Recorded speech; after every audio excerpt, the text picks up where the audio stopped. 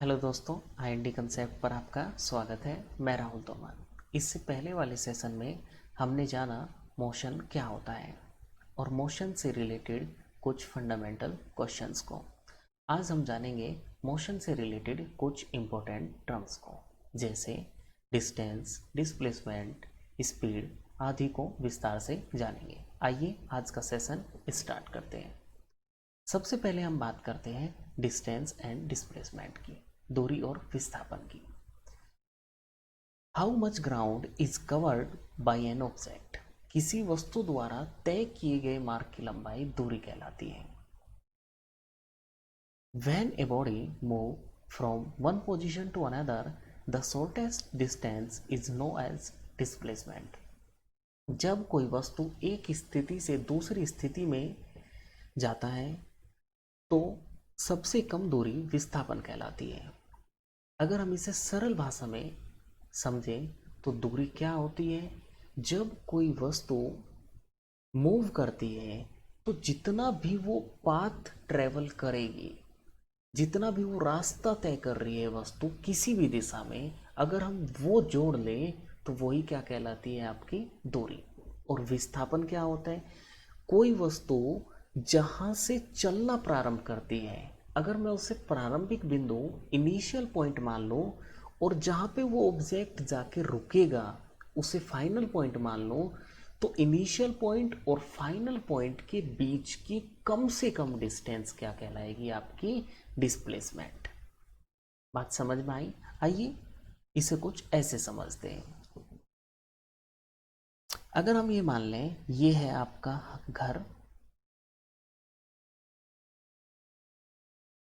और ये व्यक्ति घर से ऑफिस जाता है, ऑफिस है इसकी ये फैक्ट्री। अब अगर ये बाई रोड जाता है तो आप देखोगे डायरेक्शन बराबर चेंज हो रही है और जितना भी पाथ ये कवर करता है, अगर मैं इस पूरे के पूरे पाथ को जोड़ लूं जितना भी इसने कवर किया, तो टोटल पाथ ही क्या कहलाएगा? इसका डिस्टेंस, दूरी।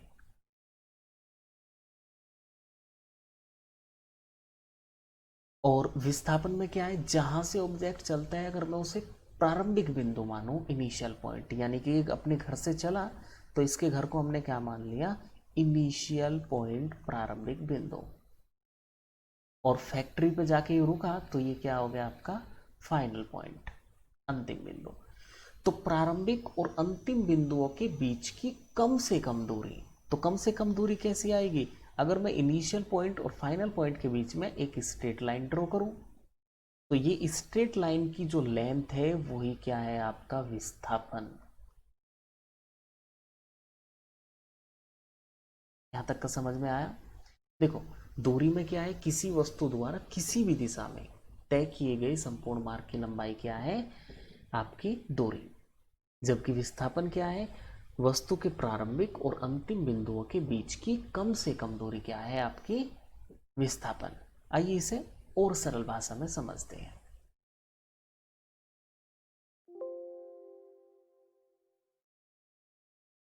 बात करते हैं सबसे पहले डिस्टेंस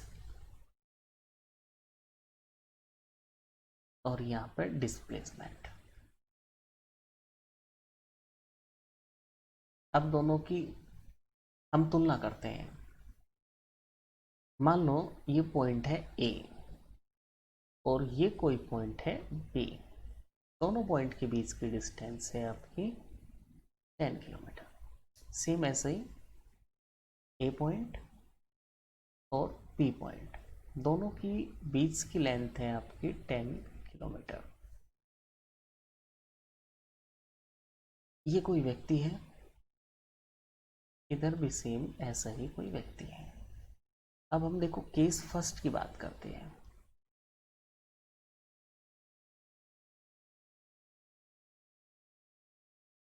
ये व्यक्ति ए से बी पे गया तो डिस्टेंस कितनी होगी आपकी? 10 किलोमीटर। सेम डिस्प्लेसमेंट में भी केस फर्स्ट, व्यक्ति ए से बी पे गया तो डिस्प्लेसमेंट कितना हो गया आपका? 10 किलोमीटर। देखो ये इनिशियल पॉइंट, ये फाइनल पॉइंट, दोनों के बीच की कम से कम दूरी क्या होगी? आपका विस्थापन। केस सेकेंड, इस केस में आपको और ज़्यादा कंसेप्ट क्लियर हो जाएगा दूरी और विस्थापन का। ये ए से बी पे गया और बी से सी पे 10 किलोमीटर और गया। अब देखो डिस्टेंस क्या होगी, किसी वस्तु द्वारा जो टोटल पाथ कवर किया गया है उसी की लंबाई क्या होगी आपकी डिस्टेंस, यानी कि ए से बी पे और बी से सी पे कितना चला है आपका 20 किलोमीटर। 20 कैसे, ए से बी का 10 और बी से सी का 10, तो कितना होगा 20 किलोमीटर। केस सेकंड, ए से बी पे गया 10 और बी से सी पे गया 10। अब देखो डिस्प्लेसमेंट कैसे निकालेंगे, ए इसका इनिशियल पॉइंट है प्रारंभिक बिंदु और सी पे जाके जब ये रुका तो सी क्या है इसका फाइनल पॉइंट अंतिम बिंदु। तो विस्थापन कहते हैं किसे है, प्रारंभिक और अंतिम बिंदुओं के बीच की कम से कम दूरी। तो कम से कम दूरी कैसी होगी, एक स्ट्रेट लाइन ड्रॉ करो यहाँ पे, तो इस स्ट्रेट लाइन की जो भी लेंथ है वही क्या है आपका विस्थापन। और ये निकालेंगे कैसे, पाइथागोरस थ्योरम, यानी कि 10 स्क्वायर प्लस 10 स्क्वायर रूट, तो वो कितनी निकल के आ जाएगी आपकी 10√2 किलोमीटर। आप पाइथागोरस थ्योरम यहाँ पे लगाना। नेक्स्ट आता है केस थर्ड, ये ए से बी पे गया, बी से सी पे, वापस बी पे और वापस ए पे आ जाता है। तो डिस्टेंस कितनी होगी आपकी 40 किलोमीटर। कैसे, ए से बी पे 10, बी से सी पे 20, सी से बी पे 30 और बी से ए पे 40 किलोमीटर। यहाँ पे भी केस थर्ड की अगर हम बात करें, ए से बी पे, बी से सी पे, वापस बी पे और वापस ए पे ही आ जाता है। तो डिस्प्लेसमेंट कितना हो गया आपका 0। अब देखो 0 कैसे, ए से चला इनिशियल पॉइंट और वापस घूम के फिर से ए पे ही आया, यानी कि फाइनल पॉइंट भी ए ही है। इनिशियल पॉइंट और फाइनल पॉइंट जब दोनों एक जगह है तो दोनों के बीच में कोई भी लेंथ नहीं होगी, इसी कारण डिस्प्लेसमेंट कितना हुआ आपका 0। केस फोर्थ की अगर हम बात करें, ये ए से बी पे, बी से सी पे, बी पे ए पे और इस तरफ डी पे ये चला आपका 10 किलोमीटर।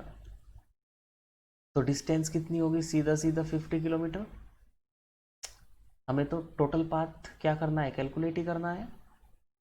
ऐसे ही सेम केस फोर्थ, ए से बी पे, बी से सी पे, बी पे ए पे और इस तरफ ये गया डी पे 10 किलोमीटर।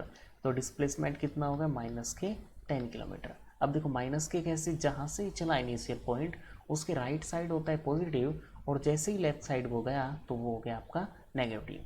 तो ये कितना आया -10 किलोमीटर। अब देखो इन दोनों से रिलेटेड एग्जाम में कई सारे क्वेश्चन एग्जाम में पूछे जाएंगे। जैसे सबसे पहला क्वेश्चन पूछा जाता है, कोई ऑब्जेक्ट किस टाइप का मोशन करे कि डिस्प्लेसमेंट एंड डिस्टेंस दोनों इक्वल हो।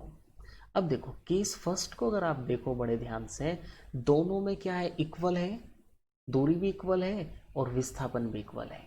और अगर केस फर्स्ट को आप देखो, केस फर्स्ट में इस व्यक्ति ने मोशन कैसा किया, ए से बी पे यानी कि स्ट्रेट लाइन, और डिस्प्लेसमेंट में भी कैसा किया, ए से बी पे यानी कि स्ट्रेट लाइन।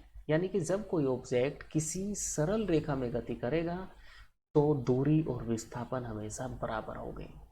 पहला पॉइंट हमेशा याद रखना, ये क्वेश्चन कई बार एग्जाम में आ चुका है कि दूरी और विस्थापन कब बराबर होंगे। तो बराबर कब होंगे, जब कोई वस्तु एक सीधी रेखा में गति करेंगी। नेक्स्ट पॉइंट की अगर हम बात करें, नेक्स्ट पॉइंट ये कहता है, देखो डिस्टेंस जब आप निकालते हो क्या हमें कहीं पे डायरेक्शन की ज़रूरत पड़ी, आप कहोगे नहीं।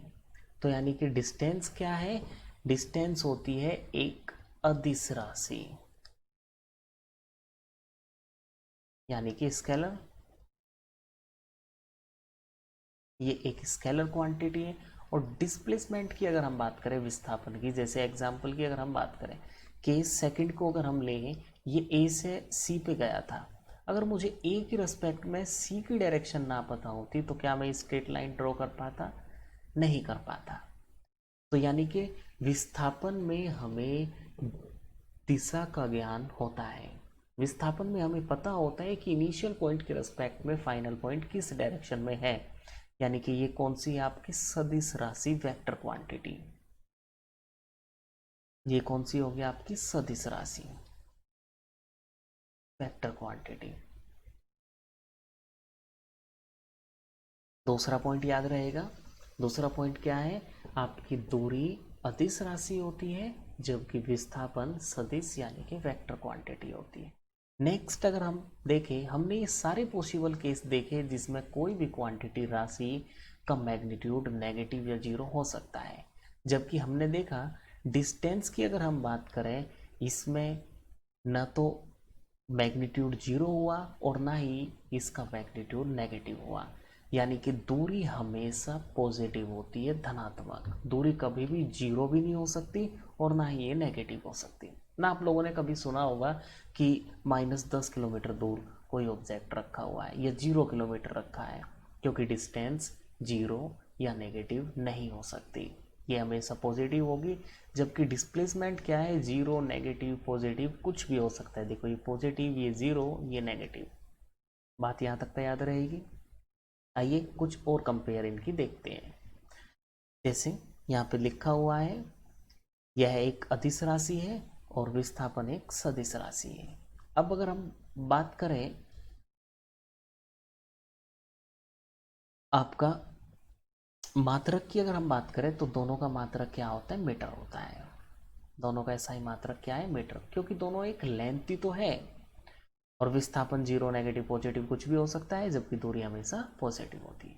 बस यहाँ को आपको केवल ये समझने की ज़रूरत है कि दूरी एक अदिश है, विस्थापन एक सदिश है। और दूरी होती क्या है, किसी वस्तु द्वारा तय किए गए संपूर्ण मार्ग की लंबाई। विस्थापन क्या है, प्रारंभिक और अंतिम बिंदुओं के बीच की कम से कम दूरी। नेक्स्ट बात करते हैं स्पीड एंड वेलोसिटी, चाल और वेग की। The time rate of change of distance of a body is called its speed. किसी वस्तु की दूरी परिवर्तन की दर को उस वस्तु की चाल कहा जाता है। देखो यहाँ पे ध्यान देना, क्या कह रहा है, rate of change of distance, यानी कि किसके ऊपर डिपेंड है, डिस्टेंस के ऊपर, दूरी के ऊपर, जो अभी अभी हमने पढ़ा। और अगर हम वेग की बात करें, the time rate of change of displacement of a body is called its velocity, यानी कि किसके ऊपर डिपेंड है, डिस्प्लेसमेंट के ऊपर, विस्थापन के ऊपर। अब एक चीज़ यहाँ पे ये हमेशा याद रखना, जो अंतर विस्थापन और दूरी में था, सेम वही अंतर वेग और चाल में भी होता है। यानी कि अगर कोई ऑब्जेक्ट एक सीधी रेखा में गति करे, एक स्ट्रेट लाइन में मोशन करता है, तो हमेशा उसकी वेग जो है चाल के बराबर होगी, यानी कि वेलोसिटी जो है स्पीड के इक्वल होगी। अदरवाइज वेलोसिटी हमेशा स्पीड से कम होगी। यानी कि हम यहाँ पे ये कह सकते हैं कि वेग चाल के बराबर तो हो सकता है, पर चाल से बड़ा नहीं हो सकता। जैसे हमने विस्थापन में कहा था, विस्थापन दूरी के बराबर तो हो सकता है, पर दूरी से कभी भी बड़ा नहीं हो सकता। सेम अगर मैं वेलोसिटी अपॉन स्पीड का रेशियो लूँ, जैसे वेलोसिटी अपॉन डिस्टेंस का अगर मैं रेशियो लूँ, तो मैक्सिमम कितना आएगा, मैक्सिमम आ सकता है 1। और 1 भी किस कंडीशन में आएगा, देखो अगर ये दोनों बराबर इक्वल हो गए तभी तो 1 आएगा। और इक्वल कब हो गए, अगर कोई ऑब्जेक्ट स्ट्रेट लाइन में मोशन करेगा, यानी कि जब कोई वस्तु सीधी रेखा में गति करती है तो वेग और विस्थापन का अनुपात हमेशा 1 आता है। ये बात याद रहेगी आप लोग। नेक्स्ट अगर हम मात्रक की बात करें, तो मात्रक क्या है, इसका SI मात्रक मीटर पर सेकंड होता है चाल का, और वेग का भी होता है मीटर पर सेकंड। देखो बिल्कुल मैंने जो आपको बात कही थी कि जो अंतर विस्थापन और दूरी में है, सेम वही अंतर आपका वेग और चाल में भी होगा। जैसे दोनों के मात्रक बराबर थे, विस्थापन का भी मीटर था और आपका दूरी का भी मीटर था, तो सेम वेग का और चाल के मात्रक भी क्या है, बराबर। अगर हम इसके फॉर्मूले की बात करें, स्पीड इजकल टू क्या होगा, डिस्टेंस अपॉन टाइम, और velocity is equal to displacement upon time. यानी कि स्पीड हमेशा क्या होगी, पॉजिटिव होगी, और वेलोसिटी की अगर हम बात करें, ये जीरो नेगेटिव या पॉजिटिव कुछ भी हो सकती है, क्योंकि ये किसके ऊपर डिपेंड कर रही है, डिस्प्लेसमेंट के ऊपर। अगर डिस्प्लेसमेंट नेगेटिव है तो वेलोसिटी भी क्या आ सकती है आपकी, नेगेटिव में जा सकती है। याद रहेगी ये बातें। नेक्स्ट देखते हैं त्वरण acceleration. The time rate of change of velocity of A object is called acceleration. किसी वस्तु के वेग परिवर्तन की दर को त्वरण कहा जाता है। यानी कि देखो, वेग अभी अभी हमने देखा, जिस रेट से भी किसी वस्तु का वेग परिवर्तित होगा, जिस रेट से भी किसी वस्तु का वेग परिवर्तित होगा, वो रेट ही क्या कहलाएगा, त्वरण कहलाएगा। और ये कौन सी क्वांटिटी है आपकी, वेक्टर क्वांटिटी है, सदिश राशि, यानी कि इसके पास भी डायरेक्शन होती है। और इसका मात्रक क्या है, मीटर पर सेकेंड स्क्वायर, इसका मात्रक होता है। जैसे त्वरण इक्वल टू क्या होगा, वेग में परिवर्तन बटे समय। अब देखो, वेग में परिवर्तन कैसे हो सकता है। वेग में परिवर्तन की 3 कंडीशन है। फर्स्ट, अगर कोई ऑब्जेक्ट अपनी स्पीड को बढ़ाता है, भाई पहले ये सपोज करो आपका 2 मीटर पर सेकंड की स्पीड थी, यहाँ पे आपकी 4 मीटर पर सेकंड की, यहाँ पे 8 मीटर पर सेकंड की। अब देखो स्पीड क्या है, इंक्रीज होती जा रही है। और ये हमें कैसे पता लगेगा, चेंज इन वेलोसिटी। वेलोसिटी या किसी भी ऑब्जेक्ट में अगर हम चेंज निकालना चाह रहे हैं तो हम क्या करेंगे, a माइनस बी, यही तो चेंज निकलेगा।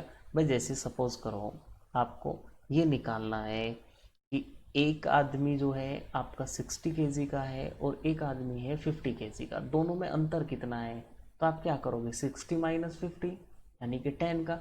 तो सेम ऐसे ही जब आप वेलोसिटी में चेंज निकालोगे, चेंज इन वेलोसिटी, तो हम क्या करेंगे, अंतिम वेग माइनस प्रारंभिक वेग, यानी कि final velocity v minus you, यही तो निकलेगी। तो अगर कोई ऑब्जेक्ट अपनी स्पीड को इंक्रीज कर रहा है तो भी क्या आएगा, वेग में परिवर्तन होगा, यानी कि उसके पास त्वरण है। दूसरी कंडीशन ये होगी, अगर कोई ऑब्जेक्ट अपनी स्पीड को कम कर रहा है तो भी क्या आएगा, वेग में परिवर्तन आएगा। तीसरी कंडीशन ये हो सकती है आपकी, अगर वो अपनी डायरेक्शन को चेंज कर दे तो भी क्या आएगा, वेग में परिवर्तन होगा। डायरेक्शन क्यों, क्योंकि हमें पता है वेग एक सदिश राशि है, और वेग एक सदिश राशि होने के कारण इसके पास 2 चीज़ें होती है, एक तो इसका मैग्नीट्यूड, साथ में इसकी डायरेक्शन। अगर किसी एक को भी बदल दिया जाए, या तो इसका मैग्नीट्यूड बदल दे, जैसे पहले 2 केसेस में हम क्या कर रहे थे, इस फर्स्ट केस और सेकंड केस में हमने क्या देखा, हमने केवल मैग्नीट्यूड को चेंज किया तो वेग में परिवर्तन हुआ। और तीसरे में हमने क्या किया, डायरेक्शन बदली, मैग्नीट्यूड सेम रखा, डायरेक्शन बदली, तो भी क्या हुआ, वेग में परिवर्तन, यानी कि उसके पास त्वरण है। यानी कि बड़ा सिंपल सा है, वेग में परिवर्तन की दर को ही क्या कहते हैं, त्वरण। और त्वरण का मात्रक क्या होगा, मीटर पर second square. Thank you for watching. अच्छी लगे तो वीडियो को लाइक और शेयर जरूर करना।